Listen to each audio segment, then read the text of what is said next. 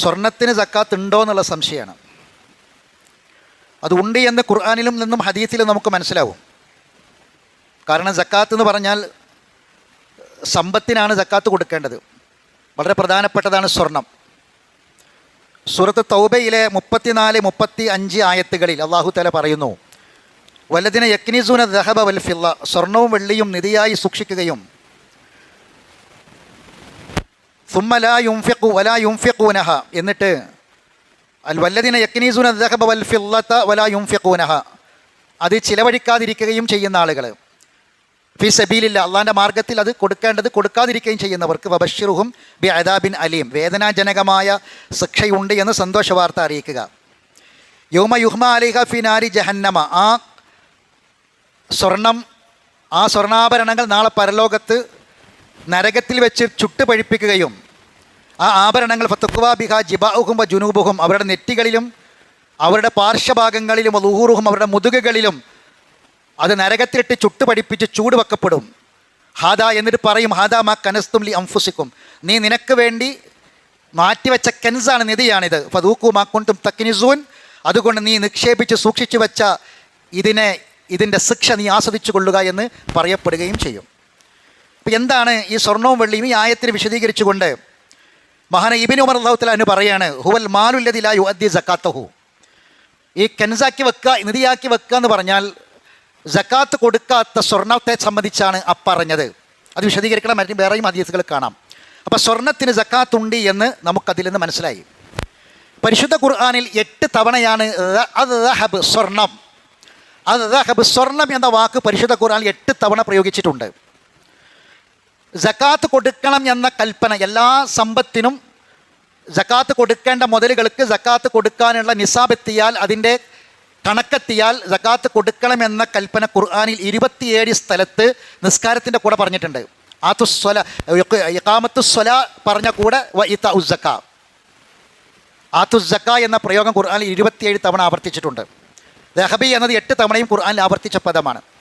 അതിൽ സ്വർണത്തെ സംബന്ധിച്ച് പറഞ്ഞ ചില ആയത്തുകളിൽ അത് വളരെ പ്രസക്തമാണ്, അതിൻ്റെ സക്കാത്തുമായി ബന്ധപ്പെട്ട് നമ്മൾ പഠിക്കുമ്പോൾ. അപ്പോൾ ഈ സംശയങ്ങൾ, ഒന്നാമത്തെ ചോദ്യം സ്വർണത്തിന് സക്കാത്ത് ഉണ്ടോയെന്നാണ്. അത് ഞാൻ പറഞ്ഞു, നമുക്ക് ഈ ആയത്ത് കൊണ്ടും മറ്റ് ഹദീസുകൾ കൊണ്ടും അത് മനസ്സിലാകും, സ്വർണത്തിന് സക്കാത്ത് കൊടുക്കണം. രണ്ടാമത്തേത് ആഭരണത്തിന് സക്കാത്തുണ്ടോ എന്നാണ്. ആഭരണത്തിന് സക്കാത്തുണ്ടോ എന്നതാണ്. ഏത് വിഷയത്തിലും 2 അഭിപ്രായങ്ങൾ ഉണ്ടാകും, ഏത് വിഷയത്തിലും ഉണ്ട്.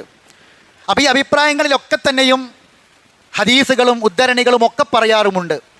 ഏത് വിഷയം, ഈ വിഷയം മാത്രമല്ല, നമ്മുടെ മുന്നിലുള്ള അഭിപ്രായ വ്യത്യാസമുള്ള ഏത് വിഷയങ്ങൾ എടുത്താലും ഒരു മുഅ്മിനായ മനുഷ്യൻ, പരലോകത്തെ പേടിക്കുന്നൊരു വ്യക്തി എന്താ ചെയ്യുക? അയാൾ ചെയ്യുന്നത് പ്രമാണം എവിടെയാണ് എന്ന് നോക്കും. ആ പ്രമാണത്തിൽ ഒരു വിഷയത്തിൽ 2 പ്രമാണങ്ങൾ വന്നിട്ടുണ്ടെങ്കിൽ അതിലേറ്റവും പ്രബലമായത് ഏതാണെന്ന് നോക്കും. ആ പ്രബലമായതിനെ നോക്കിയിട്ട് ഈ ഒരേ കാര്യത്തിൽ 2 അഭിപ്രായം വന്നപ്പോൾ ഈ ഹദീസിനെ പഠിച്ച് വിശദീകരിച്ച മഹാന്മാർ ഇതിൽ എന്താണ് പറഞ്ഞത് എന്ന് അവർ പഠിക്കും, ചിന്തിക്കും. അപ്പം സ്വർണ്ണ ആഭരണത്തിന് സക്കാത്തുണ്ടോ എന്നതുമായി ബന്ധപ്പെട്ട് ഹദീസുകളിൽ വന്ന 1-2 ഹദീസുകൾ കേൾക്കുക. ആയിഷ റളിയല്ലാഹു തആല അൻഹ പറയാണ്, ദഖല അലയ്യ റസൂലുള്ളാഹി സ്വല്ലല്ലാഹു അലൈഹി വസല്ലം, റസൂൽ എൻ്റെ അടുക്കലേക്ക് കടന്നു വന്നു വീട്ടിലേക്ക്. ഫി യദി ഫതഹാതു മിൻ വറഖിൻ, അപ്പോൾ എൻ്റെ കയ്യിൽ വെള്ളിയുടെ കുറച്ച് വളകൾ ഉണ്ടായിരുന്നു, വെള്ളി കൊണ്ടുള്ള വളകൾ. ഫഖാല മാ ഹദാ യാ ആയിഷ, എന്താ ആയിഷ ഇതെന്ന് ചോദിച്ചു നബി. ഫഖുൽതു സനഅതു അതസയ്യനു ലക യാ റസൂലല്ലാഹ്, ഇത് ഞാൻ ഇതൊക്കെ അണിഞ്ഞ് നിങ്ങൾക്ക് വേണ്ടി ഒരുങ്ങി നിൽക്കുകയാണ് റസൂലെ. റസൂൽ ദാനം സ്വീകരിക്കാൻ വേണ്ടി വെള്ളിയുടെ വളകളാണ് ഉള്ളത്, അതിട്ട് ആ ആഭരണങ്ങൾ ധരിച്ച് ഞാൻ ഒരുങ്ങി നിൽക്കുകയാണ് നബിയെ, താങ്കൾക്ക് വേണ്ടിയാണ്. അപ്പോൾ റസൂൽ പറഞ്ഞു, ഖാല അതുഅദ്ദീന സക്കാത്തഹുന്ന, ഇതിന് സക്കാത്ത് കൊടുത്തണമെന്ന് ചോദിച്ചു. ആഭരണം കേട്ടോ, ഇതിന് സക്കാത്ത് കൊടുത്തിട്ടുണ്ടോ എന്നാണ് റസൂൽ ചോദിക്കുന്നത്. ഖുൽതു ലാ, ഞാൻ പറഞ്ഞു ഇല്ല, സക്കാത്തൊന്നും കൊടുത്തിട്ടില്ല. ഖാല, റസൂൽ പറഞ്ഞു, ഹുവ ഹസ്ബുക്കി മിനൻ നാർ, നീ നരകത്ത് പോകാൻ ഇതെന്നെ മതിയാകുട്ട ആയിഷ എന്ന്. അപ്പോൾ ആഭരണമാണത്, ആഭരണത്തെ ചൂണ്ടിയിട്ടാണ് പറഞ്ഞത്. അബൂദാവൂദിൻ്റെ 1-ാം വാള്യത്തിൽ 244-ാമത്തെ പേജിൽ ഈ ഹദീസ് നമുക്ക് കാണാൻ സാധിക്കും. ഇനി മറ്റൊരു ഹദീസ് അംർ ബിൻ ശുഐബ് റളിയല്ലാഹു തആല അൻഹു, അദ്ദേഹത്തിൻ്റെ പിതാവിൽ നിന്നും പിതാമഹനിൽ നിന്നും ഉദ്ധരിക്കുന്ന ഹദീസാണ്. അന്നമ്രഅത്തൻ അത്തത് റസൂലുള്ളാഹ്, ഒരു പെണ്ണ് നബിയുടെ അടുക്കിലേക്ക് വന്നു. വമഅഹ ഇബ്നത്തുല്ലഹ, അദ്ദേഹത്തിന് ആ പെണ്ണിൻ്റെ കൂടെ അവരുടെ മകളുമുണ്ട്. വഫി യദി ഇബ്നതിഹ മസക്കത്താനി ഖലീലത്താനി മിൻ ദഹബിൻ, സ്വർണ്ണത്തിൻ്റെ വലിയ 2 കടുകുവള, വലിയ 2 വളകൾ അവരുടെ കൈകളിലുണ്ട്. ഫഖാല ലക റസൂൽ അതുഅതീന സക്കാത്ത ഹാദാ, സക്കാത്ത് കൊടുത്തിട്ടുണ്ടോ എന്ന് ചോദിച്ചു. കാലത്ത് അവർ പറഞ്ഞു, ലാ ഇല്ല റസൂലെ, കൊടുത്തിട്ടില്ല, സക്കാത്തൊന്നും കൊടുത്തിട്ടില്ല. കാല റസൂൽ പറഞ്ഞു, ആ യസ്സുറുക്കി അൻ യുസവ്വിറക്കല്ലാഹു യൗമ ബിഹിമാ യൗമൽ ഖിയാമത്തി സിവാറൈനി മിൻ നാരിൻ.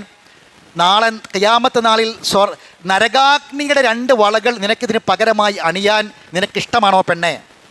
ഇത് ചോദിച്ചപ്പോൾ ഫഖലഅതുഹുമാ ഇല നബി സ്വല്ലല്ലാഹു അലൈഹി വസല്ലം വഖാലത്തുഹുമാ ലില്ലാഹി വലി റസൂലി. അത് രണ്ടും ഊരിയിട്ട് റസൂലിൻ്റെ മുന്നിൽ വെച്ചു കൊടുത്തിട്ട് പറഞ്ഞു, അള്ളാഹിൻ്റെ റസൂലെ, ഇത് ഞാനിതാ അള്ളാഹുവിനും റസൂലിനുമായിട്ട് ഇസ്ലാമിന് വേണ്ടി തന്നിരിക്കുന്ന റസൂലെ എന്നവർ പറഞ്ഞു എന്നാണ്.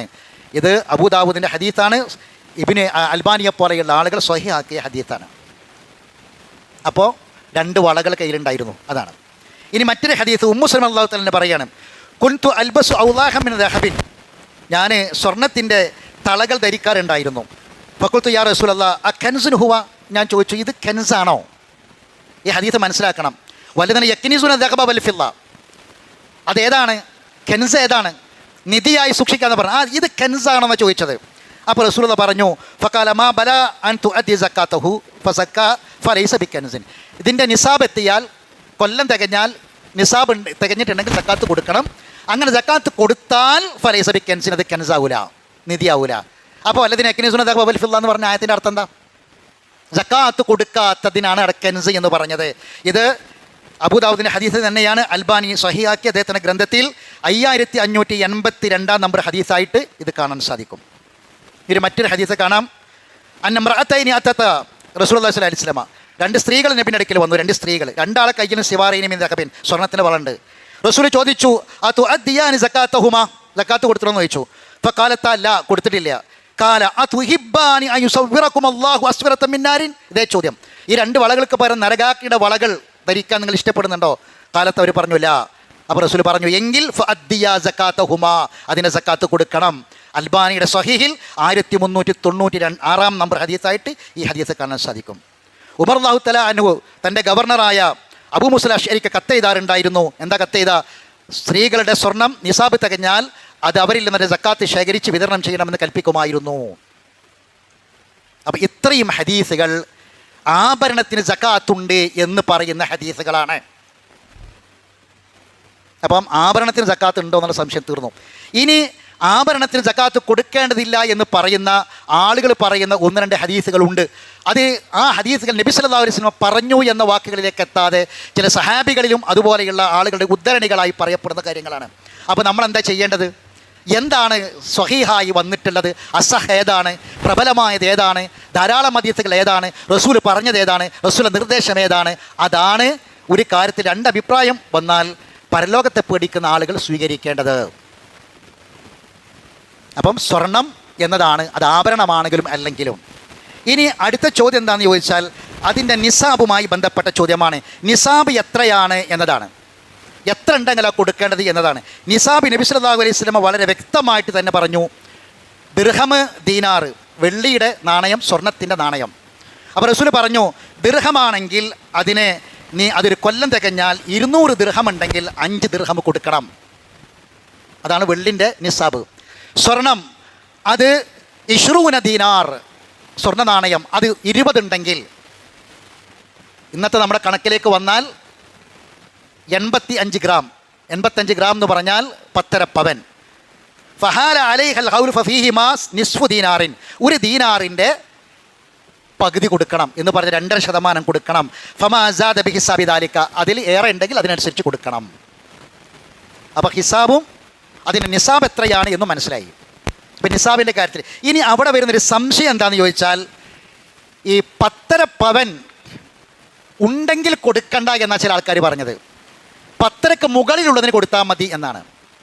അവിടെയാണ് ഒരു കാര്യം നമ്മൾ മനസ്സിലാക്കേണ്ടത്. 10.5 എന്നത് നിസാബാണ്. 10.5 തികഞ്ഞാൽ 10.5യുടെ 2.5% കൊടുക്കണം. നിസാബ് എന്ന് പറഞ്ഞാൽ അതാ. 10.5 തികയില്ല, 1 മില്ലി കുറവാണ്, കൊടുക്കണ്ട. 10.5യിലേക്ക് എത്തിയോ? ഇപ്പോൾ ഗവൺമെൻറ് ടാക്സ് അടക്കാൻ പറയും. 5 ലക്ഷം ഉണ്ടെങ്കിൽ ടാക്സ് അടക്കണം എന്ന് പറഞ്ഞാൽ 5 ലക്ഷം എത്തിയാൽ കൊടുക്കണം, അതിന് താഴെ കൊടുക്കണ്ട. അതിലെന്താ സംശയം? അപ്പോൾ ചില ആൾക്കാർ 10.5 പവൻ എന്ന് പറഞ്ഞാൽ 10.5 കഴിഞ്ഞ് പിന്നെ 11 പവനായിരിക്കുക. അപ്പോൾ ആ മേലുള്ള 1/2 പവന് സക്കാത്ത് കൊടുക്കുക. അതല്ല, സക്കാത്തിന് നിസാബ് എത്തിയാൽ, നിസാബ് എത്തുന്നത് വരെ സക്കാത്തില്ല, നിസാബ് എത്തിയാൽ സക്കാത്ത് കൊടുക്കണം. അത് വളരെ വ്യക്തമാണ്, ആർക്കും പെട്ടെന്ന് മനസ്സിലാകും. പരിധി വെച്ചാൽ ഇത്ര ഉണ്ടെങ്കിൽ കൊടുക്കണം. അപ്പോൾ 10.5 പവൻ എന്ന് പറഞ്ഞാൽ 10.5 പവൻ ഉണ്ടെങ്കിൽ അതിൻ്റെ 2.5% സക്കാത്ത് കൊടുക്കണം. 10.5 തികയില്ല, കൊടുക്കണ്ട. ഇനി അതിന് മുകളിൽ എത്രയാണോ അത്രയും കൊടുക്കണം. ഇനി മറ്റൊരാളുടെ സംശയം, സ്വർണത്തിന് സ്വർണ്ണല്ലേ സക്കാത്ത് കൊടുക്കേണ്ടതെന്നാണ്. സ്വർണത്തിന് സ്വർണ്ണ സക്കാത്ത് കൊടുക്കാം. 100 പവൻ ഉണ്ടെങ്കിൽ 2.5 പവൻ സക്കാത്ത് കൊടുക്കുക. 2.5 പവൻ ബൈത്തുൽമാലിക്കാണ്ട് കൊടുത്താൽ മതി. 100 പവനുള്ള ആൾ 2.5 പവൻ 2% കൊടുക്കണ്ടേ? ആ 2.5 പവൻ സ്വർണ്ണം എടുത്തിട്ട് സക്കാത്ത് ബൈത്തുൽമാലിക്ക് കൊടുക്കുക, സക്കാത്ത് കമ്മിറ്റിക്ക് കൊടുക്കുക. ഇനി അതില്ലാത്ത ആളുകൾ എന്ത് ചെയ്യണം? ഇതിൻ്റെ സംഖ്യ കണക്കാക്കിയിട്ട് ആ സംഖ്യയുടെ 2.5% സക്കാത്ത് കൊടുക്കണം. വേറൊരാൾ ചോദിച്ചത്, ഭാര്യയ്ക്ക് കുറച്ച് സ്വർണ്ണമുണ്ട്, 2 പെൺകുട്ടികളാണ് എനിക്ക്, ആ 2 പെൺകുട്ടികൾക്കും കുറച്ച് സ്വർണ്ണമുണ്ട്. ഭാര്യൻ്റെ സ്വർണ്ണം 10.5 തികയില്ല, മക്കളുടേത് ഒരാളത് 10.5 തികയില്ല, 3 ആളതും കൂടി 10.5 ഉണ്ടാവും. ഇപ്പം ഞാൻ കൊടുക്കണമെന്നാണ്. ഇതിൽ നമ്മൾ മനസ്സിലാക്കേണ്ട കാര്യം, ഒന്നാമതായി മാലിക്കില്ലാത്തൊരു മുതൽ ഇസ്ലാമിലില്ല. മാലിക് എന്ന ഉടമസ്ഥൻ, ഏത് മുതലിൻ്റെയും ഉടമസ്ഥൻ ആരാണ് എന്ന് തീരുമാനമാകണം. മാലിക്കാരാണ് എന്ന് തീരുമാനമാകാത്തൊരു മുതൽ ഒരു മുസ്ലിമിൻ്റെ കയ്യിൽ ഉണ്ടാകാൻ പാടില്ല. ഉടമസ്ഥൻ ആരാണെന്ന്. അപ്പോൾ ഈ ഭാര്യയുടെയും മകളുടെയും സ്വർണത്തിൻ്റെ ഉടമസ്ഥൻ ഈ കുടുംബനാഥനാണെങ്കിൽ, മാലിക് അയാളാണെങ്കിൽ അയാൾക്ക് 10.5 പവൻ അയാളെ സ്വർണ്ണമാണ് അയാൾ കൊടുക്കണം. മാലിക്കില്ലാത്ത സ്വർണ്ണ ഒരു മുതൽ ഇസ്ലാമിലില്ല. ആദ്യം മാലിക് അത് തീരുമാനിക്കണം. നമ്മളെ നാട്ടിലിപ്പോഴത്തെ അവസ്ഥ എന്താണെന്ന് ചോദിച്ചാൽ, കല്യാണം കഴിച്ച് കൊണ്ടുവന്നാൽ ആ പെണ്ണിൻ്റെ കഴുത്തിൽ കുറച്ച് സ്വർണ്ണം ഉണ്ടാവും. ആ സ്വർണം, പെണ്ണിൻ്റെ സ്വർണത്തിൻ്റെ മാലിക് ആരാന്ന് ഇപ്പോഴും തീരുമാനമായിട്ടില്ല. പെണ്ണ് വാപ്പ കൊടുത്ത സ്വർണം, വാപ്പ ഇവിടെ വീട്ടിൽ നിൽക്കാൻ പോയപ്പം വാപ്പ കൊടുത്ത സ്വർണം വാപ്പ അത്യാവശ്യത്തിന് എടുത്താൽ ഇവിടെ ഭർത്താവ് പ്രശ്നം ഉണ്ടാക്കും. ഭർത്താവ് സ്വർണ്ണം എടുത്താൽ വാപ്പ വീട്ടിൽ ചെല്ലുമ്പോൾ ഇവിടെ എൻ്റെ സ്വർണ്ണം തന്നത് ഇവിടെ വാപ്പ പ്രശ്നം ഉണ്ടാക്കും. എന്തുകൊണ്ടാ? മാലിക്കാരെ തീരുമാനമായിട്ടില്ല. അപ്പോൾ എന്താ ചെയ്യേണ്ടി? ഇപ്പോൾ ഒരാൾ പറഞ്ഞു, പിന്നെ സ്ത്രീധനം കിട്ടിയ സ്വർണ്ണമാണ്, സ്ത്രീധനം ഹറാമാണ്. ആദ്യം അത് ഹറാം സ്ത്രീധനമായിട്ട് കിട്ടിയതാണെങ്കിൽ സക്കാത്ത് അല്ല ആദ്യം ചിന്തിക്കേണ്ടത്. സ്ത്രീധനമായിട്ട് കിട്ടിയ സ്വർണ്ണമാണെങ്കിൽ സ്ത്രീധനം ആദ്യം വാപ്പാക്ക് തിരിച്ചുകൊണ്ടി കൊടുത്തിട്ട് അദ്ദേഹത്തിന് പൊരുത്തപ്പെടിപ്പിക്കണം. കാരണം ഇത് ഹറാമിൻ്റെ മുതലാ. ആദ്യം സക്കാത്തല്ല ചിന്തിക്കേണ്ടി.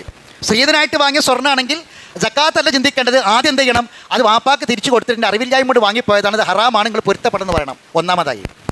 എന്നിട്ട് ഇതിൻ്റെ ഉടമസ്ഥ ആരാന്ന് തീരുമാനിക്കണം. അപ്പം ഭർത്താക്കന്മാർ ഭാര്യമായിട്ട് പറയാം, എൻ്റെ സ്വർണ്ണമാണ്, എൻ്റെ സ്വർണ്ണത്തിന് തീരുമാനം എടുക്കുക, 10 പവൻ സ്വർണ്ണം, അതിൻ്റെ സക്കാത്ത് ഈയാണ് കൊടുക്കണം, ഞാനല്ല എന്ന് പറഞ്ഞാൽ മാലിക് ഉടമാവകാശം അവിടെ കൊടുക്കുക. നമുക്കാണ് അവകാശമെങ്കിൽ നമ്മൾ, വാപ്പാക്കാണ് അവകാശം വാപ്പ. ഇനി വാപ്പ ഹദിയ കൊടുത്തതാണ്. വാപ്പ ഹദിയ കൊടുക്കുമ്പോൾ വാപ്പ എല്ലാ മക്കൾക്കും ഒരേപോലെ കൊടുക്കണം. മൂത്ത മകൾക്ക് 25 പവൻ കൊടുത്തു, രണ്ടാമത്തെ മകൾക്ക് 10 പവൻ കൊടുത്തു. പരലോകത്ത് ഉത്തരം പറയേണ്ടി വരും. ഹദിയ എല്ലാ മക്കൾക്കും ഒരേപോലെ കൊടുക്കണം, തോന്നിയ പോലെ കൊടുക്കാൻ പറ്റൂല.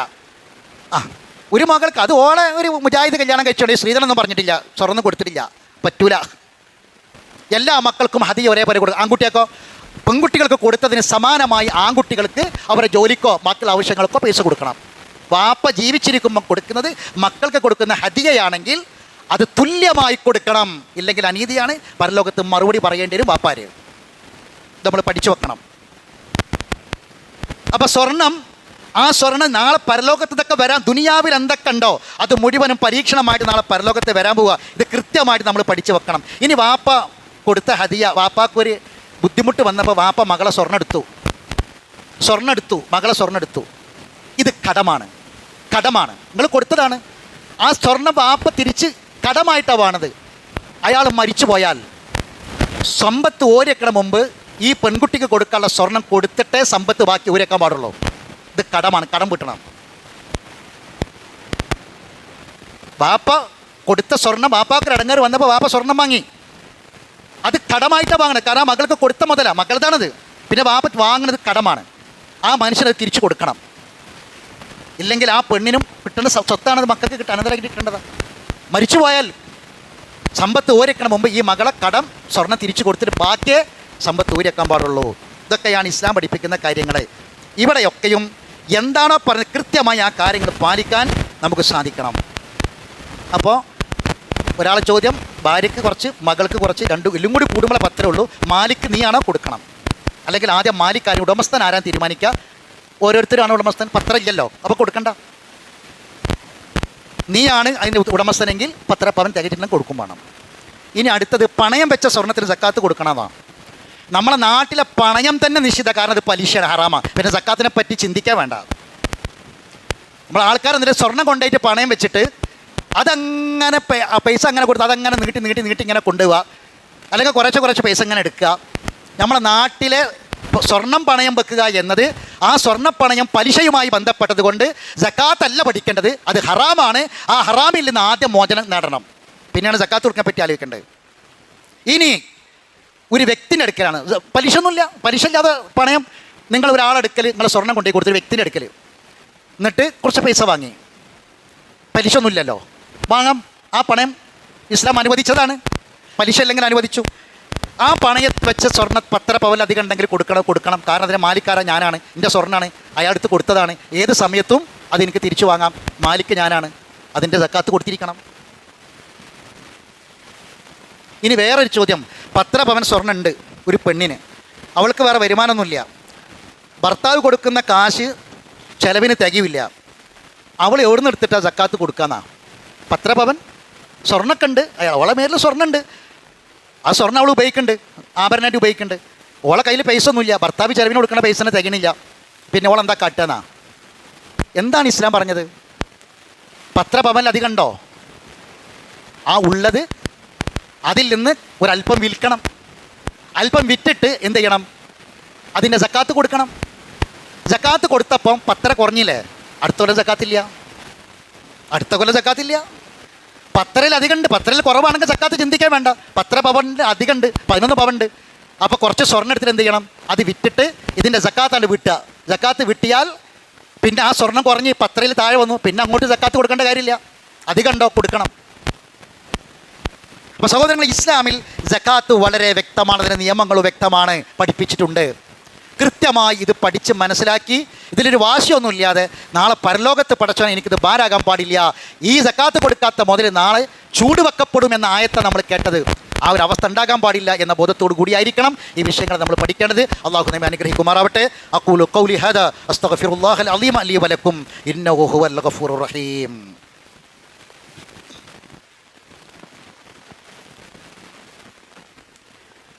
അൽഹംദുലില്ലാ വസ്സലാത്തു വസ്സലാമു അലാ റസൂലില്ലാ വഅലാ ആലിഹി വസ്വഹാബിഹി അജ്മഈൻ അമ്മാ ബഅദ്. അയ്യുഹന്നാസ് ഇത്തഖുല്ലാഹ ഇബാദല്ലാഹ്. അള്ളാഹുവിൻ്റെ വിധിവിലക്കുകളെ സൂക്ഷിക്കണമെന്ന് ഒരിക്കൽ കൂടി ഓർമ്മപ്പെടുത്തുകയാണ്. നമ്മുടെ നാട്ടിലെ പ്രായമായ ഉമ്മാമ്മമാർ അവരെ കാതുകളിൽ നിറയെ സ്വർണത്തിൻ്റെ ചിറ്റ് കാണാറുണ്ടായിരുന്നു. ജീവിതത്തിൽ എത്ര പ്രതിസന്ധി വന്നാലും പ്രശ്നം വന്നാലും ആ ചിറ്റിൽ തൊടാൻ അവർ സമ്മതിക്കൂല. ഉമ്മമ്മ മരിച്ചാൽ ആദ്യം വെട്ടുന്നത് ആ സ്വർണ്ണ ചിറ്റുകളായിരിക്കും. ഒന്നും കൊണ്ടുപോകില്ല പരലോകത്തേക്ക്, ഒരു തരി പൊന്ന് ഒരാളും കൊണ്ടുപോകില്ല. അള്ളാഹു തആല സ്വർണത്തെക്കുറിച്ച് പറയുന്ന 8 സ്ഥലങ്ങളിൽ ഒരു സ്ഥലത്ത് അള്ളാഹ് പറയാ, പുല്ലിൻ്റെ വില സ്വർണത്തിന് ഇല്ലാത്തൊരു ദിവസം വരാനുണ്ട്. എത്ര പവന് വില കൂടിയാലും, ഇനി 2 ലക്ഷം കഴിഞ്ഞാലും 10 ലക്ഷം കഴിഞ്ഞാലും ഒരു പുല്ലിൻ്റെ വില പോലും ഇല്ലാത്തൊരു ദിവസം വരാനുണ്ട്. ഖുർആൻ പറയാ, മിൽ അൽ അർളി ദഹബ, ഈ ഭൂമി മുഴുവനും സ്വർണ്ണമാണെന്ന് കരുതുക. ഖുർആൻ പറയാ, ഭൂമിയും ഭൂമിയിലുള്ള മുഴുവൻ വസ്തുക്കളും നമ്മൾ ഈ കാണുന്നത് മുഴുവനും സ്വർണ്ണമാണെന്ന് കാണുക.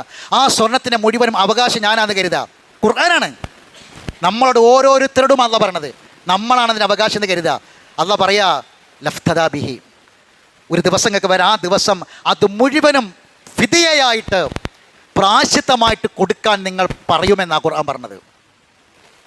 മുഴുവനും കൊടുക്കും, എന്നിട്ടെങ്കിലും എന്നെ ഈ നരകാഗ്നിയിൽ നിന്ന് രക്ഷിക്കപ്പെടച്ചോനെന്ന് പറയുമെന്നാണ് പരിശുദ്ധ ഖുർആൻ പറഞ്ഞത്. മിൽ അൽ അർളി ദഹബ, ഭൂമി മുഴുവനും സ്വർണ്ണമാണെങ്കിൽ പോലും അത് പ്രായശ്ചിത്തമായി കൊടുക്കുന്ന അങ്ങനത്തെ ഒരു ദിവസം വരാനുണ്ട്. ഒട്ടും വില കൽപ്പിക്കാത്ത ദിവസം. മരണസമയത്ത് ഒരു വാക്കാ നമ്മൾ പറയാ, റബ്ബിനോട് പറയും, റബ്ബി ലൗലാ അഖർതനി ഇലാ അജലിൻ ഖരീബ്, ഒരു നിമിഷ നേരം വിട്ടുകൊണ്ട് പടച്ചോനെ. എന്തിന് മരണസമയം, മരണം നമ്മൾ ഉറപ്പിക്കും, ബോധ്യപ്പെടും. ആ സമയത്ത് ഒരു നിമിഷം ചോദിക്കും, എന്തിനാണ് ആ ചോദിക്കണത്? അസ്വദ്ദക്ക. ആദ്യം പറയൽ എന്താ അറിയോ? ഞാൻ നിർബന്ധമായ ദാനം കൊടുക്കാം. ആ സ്വദക്ക എന്ന് പറഞ്ഞാൽ ഖുദ് മിൻ അംവാലിഹിം സ്വദക്ക, പിടിച്ചു വാങ്ങിക്കൊടുക്കണം എന്ന് പറഞ്ഞ സ്വദക്ക. അതേതാ? അത് സക്കാത്താ. പടച്ചോനെ ഞാനത് ചെയ്യാം. പലർക്കും പരലോകം നഷ്ടപ്പെടാൻ പോകുന്നത് സക്കാത്തിൻ്റെ വിഷയത്തിലായിരിക്കും. 5 നേരം നിസ്കരിക്കുന്നു, സക്കാത്ത് കൃത്യമല്ലെങ്കിൽ ആ നിസ്കാരം ആവശ്യമില്ല. 27 സ്ഥലത്ത് ഞാൻ പറഞ്ഞത് നിസ്കാരത്തിൻ്റെ കൂടെ സക്കാത്ത് ചേർത്ത് പറഞ്ഞത്. ഫഅസ്വദ്ദഖ വഅകുമിന സ്വാലിഹീൻ. അങ്ങനെ ഞാൻ സ്വാലിഹാകാമെന്ന മരണസമയത്ത് പറയാൻ പോകുന്ന വാക്ക്. എന്തെല്ലാം കാര്യങ്ങൾ ചെയ്യാത്തവരാ, എന്തെല്ലാം കാര്യങ്ങൾക്ക് മുടക്കം വന്നിട്ടുണ്ട്, എന്തെല്ലാം കാര്യങ്ങൾ നമ്മൾ ഒഴിവാക്കിയിട്ടുണ്ട്. പക്ഷെ മരണസമയത്ത് ഒരു നിമിഷം കിട്ടിയാൽ റബ്ബേ ഞാൻ എൻ്റെ സമ്പത്തിന് സക്കാത്ത് കൊടുക്കാം എന്നാ പറയാം. അത്തരമൊരു ഗതികേട് വരാതിരിക്കാൻ നമ്മൾ ശ്രമിക്കണം. നന്നായി കണക്ക് നോക്കും റബ്ബ്. നമ്മൾ എങ്ങനെ ഒഴിഞ്ഞു മാറിയിട്ടും കാര്യമില്ല. കഫാ ബില്ലാഹി ഹസീബ. ഏറ്റവും നന്നായി കണക്ക് നോക്കുന്നവനായി അള്ളാഹു തന്നെ മതി. അതുകൊണ്ട് സമ്പത്ത് ശുദ്ധമാകണം. സഹോദരിമാരെ, വളകളിട്ട കൈകൾ അള്ളാഹുവിലേക്ക് ഉയർത്തി നിങ്ങൾ പ്രാർത്ഥിക്കുന്നുണ്ടെങ്കിൽ, ദുആ ചെയ്യുന്നുണ്ടെങ്കിൽ, റമദാനിനെ സ്വീകരിക്കാൻ ഒരുങ്ങുന്നുണ്ടെങ്കിൽ, തൗബ ചെയ്യുന്നുണ്ടെങ്കിൽ, തൗബയുടെയും ഇസ്തിഗ്ഫാറിൻ്റെയും മനസ്സുണ്ടെങ്കിൽ, ആ വളകളിട്ട് ഉയർത്തുന്ന കൈകൾ സഹോദരങ്ങളെ അള്ളാഹു കബൂൽ ചെയ്യണമെങ്കിൽ, അള്ളാഹു ആ പ്രാർത്ഥന സ്വീകരിക്കണമെങ്കിൽ, അല്ലാഹുമ്മ ഇന്നക അഫുവ്വൻ തുഹിബ്ബുൽ അഫ്വ ഫഅഫു അന്നി, മാപ്പ് കൊണ്ട് റബ്ബേ എന്നോട് പൊറുക്ക് റബ്ബേ എന്ന് റബ്ബിലേക്ക് കൈ ഉയർത്തി പ്രാർത്ഥിക്കുന്ന റമദാനിൻ്റെ ദിനരാത്രങ്ങളെ നിങ്ങൾ പ്രതീക്ഷിക്കുന്നുണ്ടെങ്കിൽ ആ പ്രാർത്ഥന റബ്ബ് കബൂൽ ചെയ്യണമെങ്കിലുള്ള ഷർത്താണ് ഈ ഇട്ട ആഭരണങ്ങൾ സക്കാത്ത് കൊടുക്കുക എന്നത്.